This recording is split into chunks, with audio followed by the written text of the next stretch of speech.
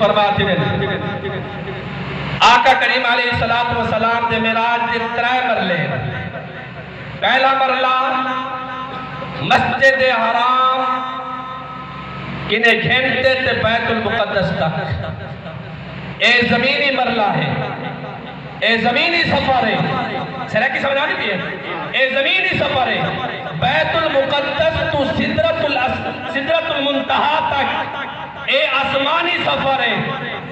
سدرت المنتہا کنے پیا مرلہ اے او سفر ہے جے کھلا مکان ہے.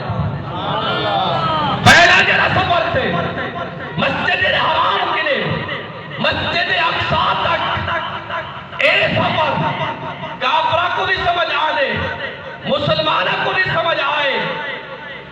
بیت المقدس کی لراج کے سدرت المنتہا تک اے سفر فرشتہ کو بھی سمجھ آنے غلامہ کو بھی سمجھ آنے کافرہ کو سمجھ نہیں آتا منافقہ کو بھی سمجھ نہیں آتا.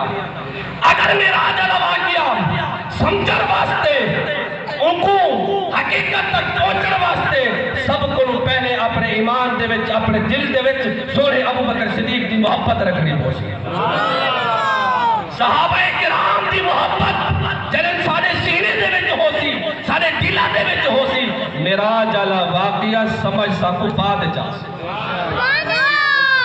نبی پاک علیہ السلام بیت المقدس دے وچ تشریف فرما تھی نے جہرے ویلے بیت المقدس جانن حضرت آدم علیہ السلام کی نرا کے حضرت عیسیٰ علیہ السلام تک سب انبیاء کرام مسجد وچ موجود.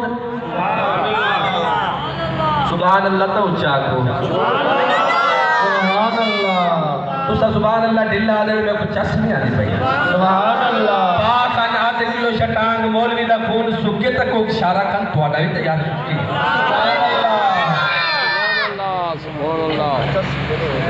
میرے پاک نبی پاک علیہ السلام بیت المقدس دے وچ حضرت جبریل علیہ السلام اذان دینے.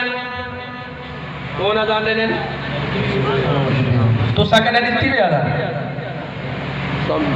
کہیں ملے تو بھول پہ ہو سو اذان دیتی کرو نماز دی پابندی کرو. حضرت جبریل علیہ السلام اذان دیتی ہے.